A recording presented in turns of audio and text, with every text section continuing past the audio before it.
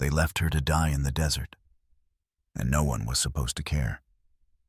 But one man bleeding hunted and alone stopped when he should have kept riding. And that changed everything. The sun didn't rise that morning. It burned its way into the sky, merciless and hot, like a sentence carried out in silence. The desert doesn't ask for permission to kill. It doesn't shout. It just waits and takes. Somewhere in that expanse of dust and bones, a girl lay face down in the sand. Her name was Clarabelle. She was 17, a virgin poor, and too trusting. Just hours before she believed someone was coming to save her. Instead, Samuel Crenshaw smiled as he tied her to a dead mesquite tree and left. "You think you're better than me," he'd spat. And then he was gone. By noon, her lips were cracked. Her wrists were raw from the ropes, her hope already gone. She prayed not to be rescued, but to die faster. But less than a mile away, someone else was bleeding. His name was Ayanna, Apache war chief, enemy of the white men, hunted by soldiers, wounded by betrayal, and riding toward water or death, whichever came first. They should have never crossed paths. She was a symbol of everything his people distrusted. He was everything she was raised to fear, but when he saw her barely breathing, bound like an animal, he stopped. And that's where this story begins. Not with a kiss, not with a victory, but with a choice. A wounded man choosing mercy over survival, and a broken girl finding strength in the eyes of someone who should have been her enemy. Because in the desert, what you choose in your weakest moment tells the world who you really are. Clarabelle had never been the kind of girl people noticed twice. She wasn't loud. She wasn't rich. She didn't wear the kind of dresses that turned heads in town or speak with the ease of girls born into comfort. But she had something else, a quiet hope, the kind that clung to corners of her heart even when the world tried to stamp it out. After her parents died, that hope became her only inheritance. Passed from one relative to another, Clarabelle had lived most of her young life on borrowed beds and whispered rules. She learned early that a girl without a name, worth something without money, without protection, was easy to ignore, or worse, easy to claim. So when Samuel Crenshaw extended his hand and offered her freedom, she took it. Not because she trusted him, but because she needed to believe someone might see her as more than a burden. He was older, sure, but charming in a practiced way. Said the right things, promised a ride out of town, a new start in the next settlement, and no more talk of marrying the banker's drunk son just to settle her guardian's debts. It sounded like hope. And for a girl like Clarabelle, even counterfeit hope can feel real for a moment. But the desert doesn't care about promises. She didn't see the betrayal coming until it was too late, until they reached the edge of the open land, where the wind changed and nothing moved except the sand. That's when Samuel stopped smiling. He said it like it hurt him. "You think you're too good for me," but there was no hurt in his grip, only violence, old and practiced. Clarabelle screamed, of course. She fought. But she was just a girl, and he was a man with rope and strength and too much time to prove a point. He tied her to that dead mesquite tree like she was something disposable. And then he rode away. The desert wrapped itself around her like a grave. The sun rose higher, her skin burned, her mouth dried, her wrists bled. And yet Clarabelle didn't cry. There were no more tears left. Just the kind of silence that only comes when someone realizes the world isn't broken. It was just never meant for them in the first place. And maybe that would have been the end. A forgotten girl in the sand. One more nameless story lost to the heat. But less than a mile away, another soul was suffering. He was no knight, no rescuer with a white horse and a plan. In fact, he was bleeding, hunted, dangerous. and by all logic, he should have left her to the vultures. But something in him stopped, and that decision to pause when the world told him to ride on would bind their fates forever, because the desert doesn't give second chances. But sometimes, just sometimes, a man does. The desert doesn't scream. It doesn't lunge or roar like a beast from the dark. It waits, patient, unforgiving. It kills not with violence, but with silence, the kind of silence that stretches endlessly between cracked rocks and sun-bleached bones. Clarabelle lay face down in that silence. At first, the heat was just discomfort, the way summer makes you long for shade for a sip of water. But as the hours dragged on, discomfort turned to ache. Ache turned to pain. Pain turned to numbness. And numbness, that was the most terrifying part. Because numbness was the beginning of the end. She could no longer tell how long she'd been out there. Time melted under the sun, warped and twisted until even thoughts felt slow. The sand clung to her skin like a second, crueler layer. Every breath tasted like dust. Every blink took effort. And above her, vultures circled, not out of cruelty, but out of certainty. The desert had done this before. It knew the steps. First the mouth cracks, then the skin blisters. Then the hallucinations come, memories mixing with mirages. Clarabelle saw her mother's face once in the haze, gentle and soft, like a lullaby. But when she blinked, it was gone. Hope evaporates faster than sweat out there. And that's what makes the desert so dangerous. It doesn't just take your body, it takes your meaning. It convinces you that no one's coming, and worse, that no one should. But Clarabelle hadn't been the only one swallowed by that landscape. Less than a mile away, Ayanna clung to his saddle with the strength of a man who'd lost more than blood. His shoulder was torn open by a soldier's arrow, the price of yet another broken treaty. He didn't curse. He didn't pray. He just pressed his hand against the wound and kept going. He knew these lands, knew where the rocks folded into springs if you followed the dust just right. But even a war chief, strong and proud, can bleed out alone. His horse stumbled beneath him, exhausted. His breath came in short, ragged bursts. Still, he rode. Because survival wasn't optional. His people needed him. And that's when he saw her. At first, it didn't register. Just a shimmer in the heat. A patch of white against endless tan. But the closer he came, the clearer she became. The ropes, the wounds, the stillness that wasn't death but was close. Ayanna should have looked away. Should have told himself it was a trap, a trick of the enemy, a risk not worth taking. But he didn't. Something made him stop. Maybe it was the way her body folded in defeat. Maybe it was the blood on her wrists that reminded him of his own people bound and betrayed. Or maybe it was just that quiet thread of humanity that refuses to die, even in the hottest hells. He pulled his horse to a halt. And with that small act, one heartbeat of hesitation, the desert's sentence was stayed. The desert tried to take them both. But sometimes mercy finds a crack in even the cruelest ground. And through that crack, something unexpected begins to grow. Ayanna had bled before. Wounds were nothing new to him. He'd carried the pain of arrows, bullets, and betrayals since he was old enough to fight. But this one, just below the collarbone, close to the heart, was different. Not because of the pain, but because of the silence that came with it. There had been no warning when the soldiers opened fire at dawn.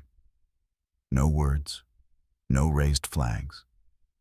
Just bullets cutting through morning mist like broken promises. 3 warriors dead. 2 more limping behind somewhere in the rocks. And Ayanna riding alone through the desert, trying to outrun the smell of blood. The wound was deep. Infection would come soon. He could feel it already, heat blooming where heat didn't belong. But pain wasn't what slowed him. It was the girl. He saw her just as the rocks began to shift, marking the edge of the hidden spring.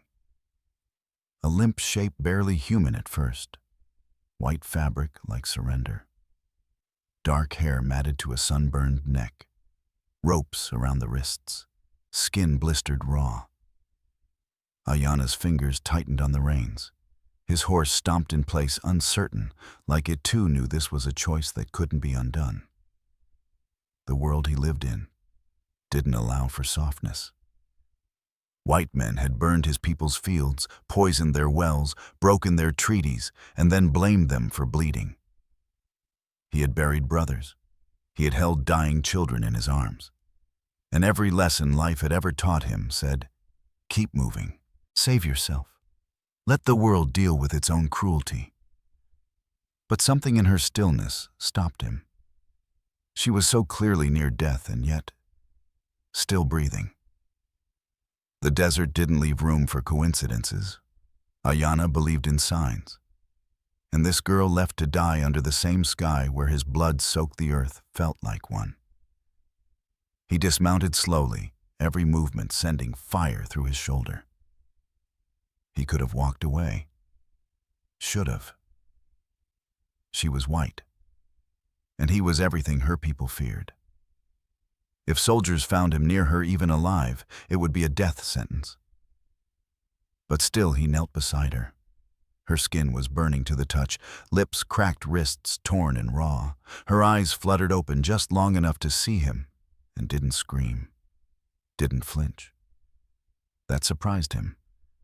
Maybe she was too far gone to register fear. Or maybe she saw something in him that no one had in a long time, a man, not a monster.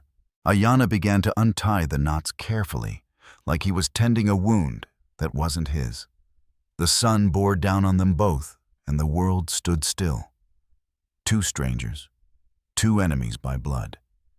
And yet, for a moment, the war between them faded into dust. He didn't speak. Not yet. There were no words for this kind of thing, only choices. And Ayana had just made his. He should have kept riding. But the moment he touched her wrists, he crossed a line that history, hatred, and even survival couldn't uncross. And compassion, once awakened, has a way of demanding more than we ever expect. The first time Clarabelle truly saw him, not through the blur of heat stroke, but clearly he was kneeling beside her, with blood on his shirt and the sun in his eyes. She didn't know his name, didn't know his tribe.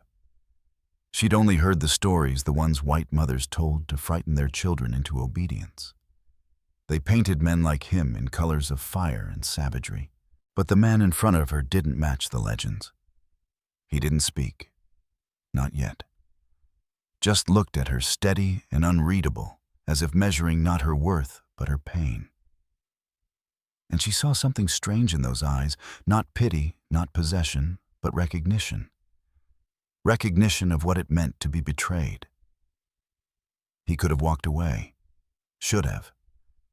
The desert would have erased her before sunset. No one would have known. No one would have cared. And for him, a wounded Apache chief, hunted and bleeding every second spent helping her, was a second closer to death. But he stayed. His fingers worked gently at the knots that bound her wrists. His breath came sharp, and shallow pain etched across his brow. But he didn't flinch from her wounds. He honored them, treated her suffering not as weakness, but as something sacred. And in that moment, tied to a tree, her body broken and her hope nearly gone, Clarabelle felt something shift. Not safety, not yet, but dignity. He didn't ask what she had done to deserve this. He didn't offer hollow promises or reach for her like she was something owed. He simply set her free. And sometimes the purest compassion is just that.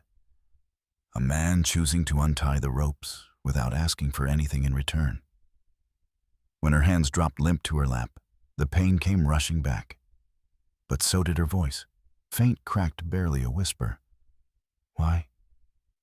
Why did you stop?" He hesitated. His English was careful, each word chosen like stepping stones across a river. Neither of them had crossed before, because I've seen others left like this. My people, my sisters, my friends. That was all he said. And it was enough. Clarabelle nodded, her throat too dry for thanks, her heart too full for anything else. She tried to rise, but her legs betrayed her, numb and useless. She didn't fall far. He caught her before the ground did. And in that brief, quiet contact, arms around her breath, close heartbeat, strong despite the blood she felt. Something that shattered every lie she'd been told. That enemies don't save each other. That kindness only flows in one direction. That the world is always divided. But it wasn't. Not here. Not now. He carried her to his horse, and neither of them noticed the hoofbeats yet. The rising dust, the shadow of danger already galloping their way. Because mercy doesn't erase consequences. And just when Clarabelle thought she'd been rescued, the man who left her for dead came riding back with a smile on his face and bullets in his wake. The desert has a cruel sense of timing. Just as Clarabelle was lifted from the edge of death, just as the numbness in her limbs began to thaw into something like hope, it returned. The sound she feared most. Hoofbeats. Ayanna heard them first, 3 horses fast and closing. His eyes narrowed, scanning the horizon, like a man used to measuring threats before they had faces. Clarabelle knew before he spoke. "They see us," he said, calm, steady. She didn't need to ask who. Her body already knew. Her stomach clenched. Her throat went dry in a new way this time, from fear, not thirst. Samuel was coming back. Of course he was. She'd known him long enough to understand one thing Samuel Crenshaw didn't like to lose. Not pride. Not control. Not a girl he thought belonged to him. And now, he wasn't alone. Marcus Webb, Dutch Kellerman, town men with easy smiles and fast tempers, men who spat the word Apache like a curse and viewed justice not as truth but as ownership.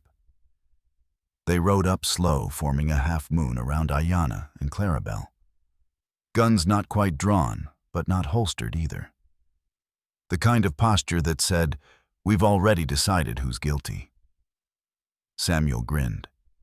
The kind of grin that makes your skin crawl. "Well, well," he said loud enough for the desert to carry it. "Looks like we caught ourselves an Indian stealing white women. That's a hanging offense where I come from."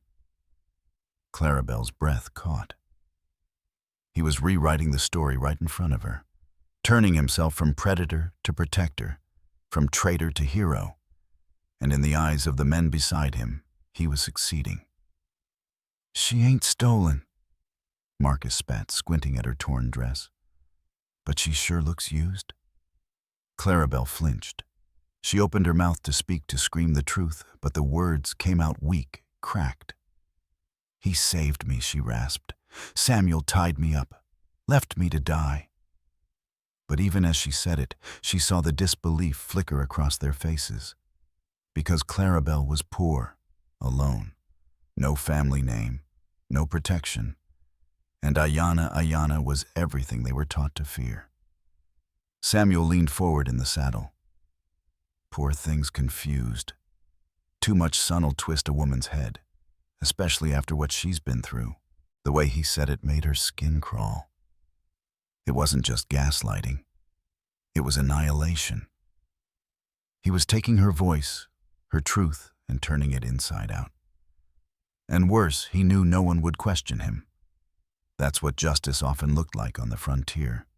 Not fairness, not truth, just the story best told by the loudest man with the right skin, the right name, and the right audience.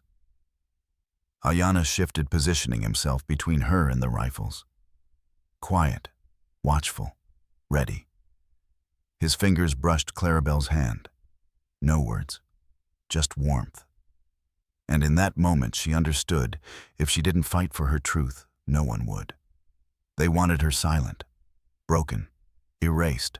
But Clarabelle had the truth carved into her skin, and this time, she was done letting other people tell her story. The truth doesn't always roar. Sometimes it trembles. Sometimes it bleeds. And sometimes it lifts shaking hands into the light, because that's all it has left. Clarabelle didn't shout. She didn't argue. She didn't try to reason with men who never saw her as worth listening to. Instead, she raised her wrists. The rope burns were still fresh, raw red rings wrapped around pale skin, open and angry like wounds that refused to be ignored. She held them up like a flag, like evidence carved into flesh. Ayanna stood beside her in silence, the tension in his body a storm barely contained. But he didn't speak either. He let the truth speak for itself. At first, no one moved. The men on horseback looked at the marks, but didn't look at her, as if looking too closely might make it harder to pretend they didn't see. "That don't prove nothing?" Samuel muttered, voice brittle. She could have done that herself. Clarabelle said nothing. She didn't need to, not yet. Her eyes held his, steady and unflinching. For the first time, Samuel looked away. Ayanna's voice came next. Low, controlled, edged in steel. "Show them your back." Clarabelle hesitated. She felt her fingers tremble at the neckline of her torn dress. The shame was still fresh, stitched into her skin like a second garment. But this wasn't about shame anymore. This was about reclaiming the story.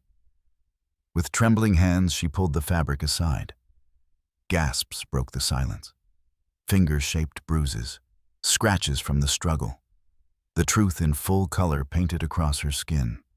Even Marcus and Dutch, who had ridden out with Samuel ready to hang a man they didn't know, shifted uncomfortably in their saddles.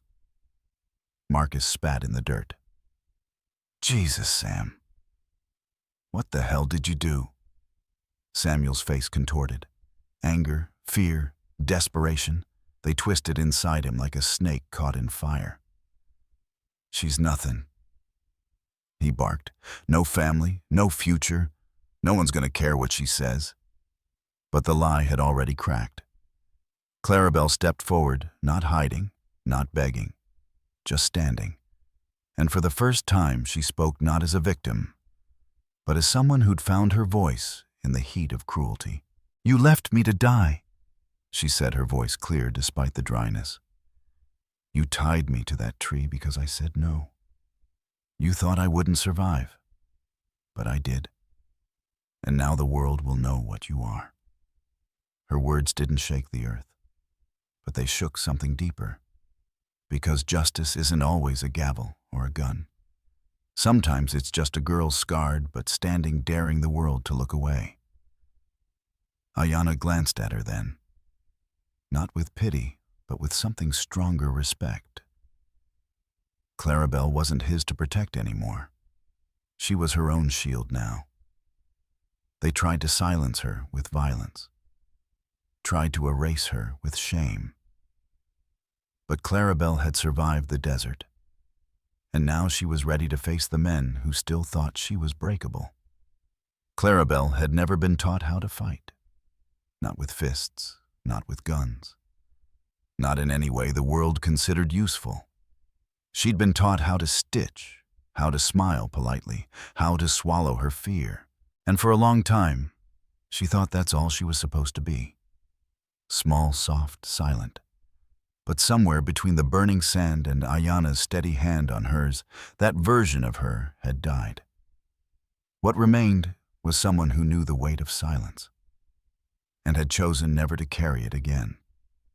She stood bruised and bleeding before the men who would have watched her hang without a trial. Her voice didn't shake. Her spine didn't bow. And when Samuel reached for his gun in one last desperate act of control, she didn't scream. She moved, faster than he expected. Her fingers closed around the pistol he'd dropped. She raised it not out of rage, but out of knowing. the kind of knowing that lives in a woman who's been pushed past the point of fear. Samuel froze. His mouth worked like he had words, but no lies left to stand on. "You said I was nothing," she said, quiet and even. "But look at you now." Ayanna stepped closer, but she held up a hand. "No," she whispered. "Let me." And that was when everyone around her understood Clarabelle wasn't asking to be protected. She was claiming her right to protect herself. Her hand didn't tremble on the gun. She didn't need to shoot. The barrel alone was enough to remind every man there that the story had changed, and she was the one telling it now. "I'll go back to town," she said. "I'll tell them what happened. I'll make them hear me." Marcus looked unsure. "You think they'll believe you, a girl who ran off with an Indian?" "They'll believe what they want to believe," Clarabelle replied. "But I'll give them something worth believing in." And then she did something no one expected. She turned to Ayanna and placed the gun gently in his hand. "I'll hold them off. When the soldiers come, I'll tell them Samuel attacked me, that I fought him off, that I saved myself." Ayanna stared at her blood still seeping through the bandage at his shoulder pain, etched deep in the lines of his face. But behind the pain, something else bloomed, a pride not born from ownership, but from witnessing someone rise into their own power. "You would stay behind?" he asked. She nodded. "Because if I run now, they'll say you kidnapped me, that you brainwashed me. But if I stand, I might be able to rewrite the ending." And so she stood, in the dust, in the heat, in the space where her fear used to live. Not behind a man, not beneath anyone's shadow, but alone, and enough. Clarabelle had chosen to stand. But justice in the West didn't wear blindfolds, it wore bias. And the truth, even when shouted, still had to fight to be heard. The courtroom wasn't made of marble. There were no golden scales, no polished benches, no powdered wigs like the story said justice should have. It was a converted church hall. The pews still smelled of old wood and sweat. The judge's table was a repurposed altar, and the jury, they were just townsfolk. Men who'd seen her in the general store or passed her on the road, or never looked at her at all. But today, they had to look. Clarabelle sat in the front row, her hands folded tight in her lap, to keep them from shaking, not from fear anymore, but from fury barely contained. Across the room, Samuel Crenshaw slouched in his chair with a bandaged wrist and a smirk that said he still believed he'd win. Because men like him always had. His lawyer painted a picture as predictable as it was cruel, a poor girl confused by trauma. An Apache savage manipulating her emotions, a white man just trying to do the right thing. Clarabelle listened to every word with her chin high, her silence sharpened into something stronger than outrage conviction. When her turn came, she stood. She didn't cry. She didn't shout. She told the truth the way it had happened, steady, unadorned, undeniable. She showed her scars, named her pain, spoke the names of the men who watched and stayed silent. Marcus and Dutch were called next. They fumbled through their testimonies, ashamed, uneasy. They said just enough to damn Samuel, not quite enough to redeem themselves. But it was enough. Still, for a moment, no one knew which way the scales would tip. Because out here, justice wasn't about truth, it was about standing on the right side of public comfort. And Clarabelle, she had never been comfortable for anyone. But Judge Harrison was different. A man with tired eyes and a history of seeing through performances. He asked the hard questions, pressed when Samuel blustered, waited when Clarabelle paused. And when he finally spoke, his words didn't come from anger, but from experience. The evidence, he said, suggests that Miss Clarabelle acted in defense of her life and liberty. Mr. Crenshaw, you stand accused not only of attempted assault, but of perjury, endangerment, and conspiracy to mislead officers of the law. Samuel's mouth opened, but the sentence had already landed. Hanged by the neck until dead. The judge finished. There were gasps, then silence, then a kind of stillness that Clarabelle would remember for the rest of her life. She didn't smile, didn't weep, because it wasn't over. Not for her. Justice had been served, but it hadn't healed. Samuel would die, yes. But so had a part of her beneath that mesquite tree, a part that no court ruling could resurrect. And yet, as she stepped out of the courthouse into the fading light, something unfamiliar stirred inside her chest. Not peace, but possibility. Justice had freed her body, but her soul still wandered, searching for a place it could belong not by birth, but by choice. And somewhere beyond the edge of town, someone was waiting. 2 weeks passed. 2 weeks since the trial. Since the last time Clarabelle heard Samuel Crenshaw's voice echo through the courthouse like a dying echo of a world she'd left behind. Town folks treated her differently now. The grocer tipped his hat. The hotel owner offered her a job. The dressmaker asked if she could use an extra pair of hands. But even kindness can feel like a cage when it's built on pity. Clarabelle moved through the town like a ghost wrapped in a body. She smiled when she was expected to, answered politely, played the part of the girl who'd survived. But her soul kept drifting back to the desert, back to where something inside her had burned clean, back to where a stranger had called her Clarabelle like the name meant something, like she meant something. So when the hoofbeats came, again soft, careful, just past midnight, she was already at the window. And there he was. Ayanna sitting tall on his horse beneath the moonlight, his wound healed, his eyes unchanged. Still steady, still watching, still seeing her. "You came back," she whispered, stepping into the night like it was calling her home. "I said you would always have a place among my people," he replied. "I meant it." Behind him, the desert stretched open wide and quiet and unknown. Ahead of her, the town slept safe, familiar, and full of memories that tasted like ash. "If I go," she said, her voice trembling, "there's no coming back?" Ayanna nodded. "Then don't come back. Just come forward."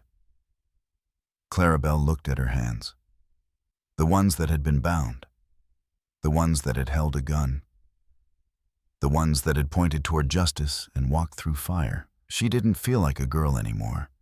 She felt like someone becoming, and so she stepped toward him. The horse shifted as he reached out a hand, not to pull, not to rescue, but to invite. She placed her palm in his and felt the warmth of a life not yet written. One where she could belong not because of blood or name or birthright, but because she chose it. They rode together into the desert before dawn could stain the sky. And in the weeks that followed, Clarabelle shed her old skin like a winter coat left behind in spring. She learned the Apache tongue awkwardly at first, then with quiet pride. She helped cook, gather, listen, trade. She sat with the women and learned the names of herbs, the stories of stars, the way silence could mean love. At first some looked at her with suspicion. But time and truth do what fear cannot, they soften. And Clarabelle, who once believed she had no value, began to understand what it meant to be needed.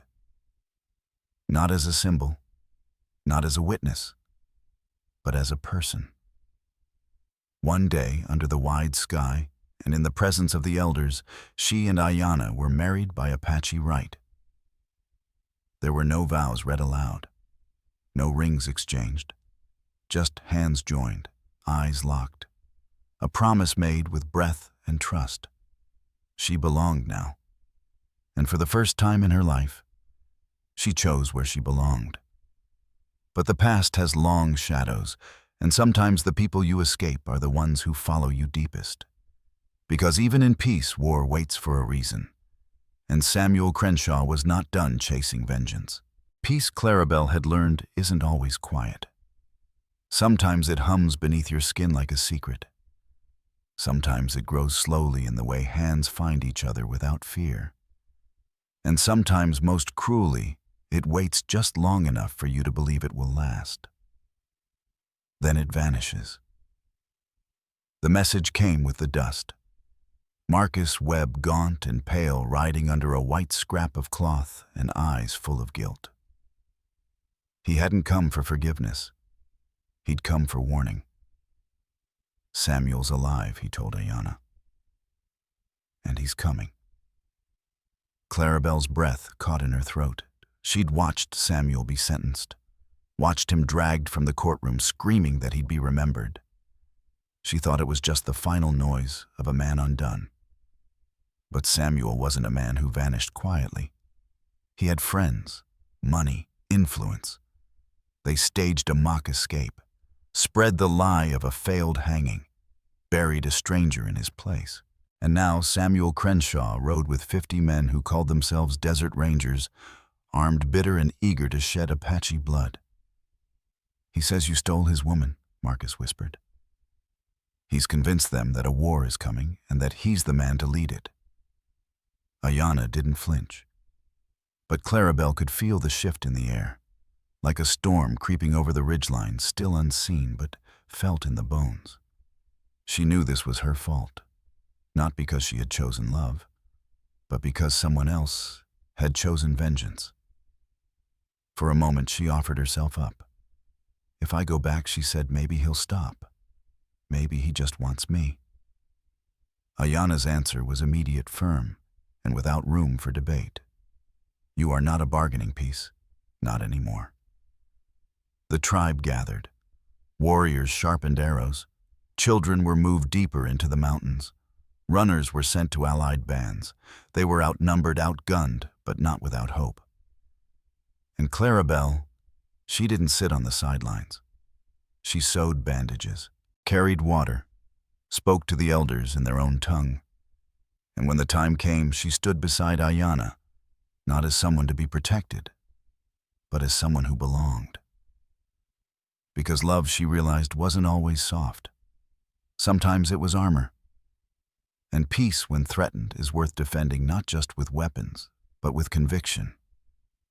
She didn't know what the battle would look like, who would fall, what the cost might be. But she knew this: she would not be stolen again. Not from the tree, not from her voice, not from the life she had chosen with her own 2 hands. Some say the West was built by men with guns, but maybe it was built by girls who survived them, by women who stood even when the world told them to kneel. If Clarabelle's story moved you, there's more where that came from. Click on the video right here to hear about a rancher who gave his last sip of water to a dying man and woke up surrounded by 7 tribes ready to change the frontier forever. It's a story about courage, legacy, and the quiet ways redemption begins. And if you believe stories like this deserve to be told, subscribe, share, and stay with us. The West isn't done teaching us yet.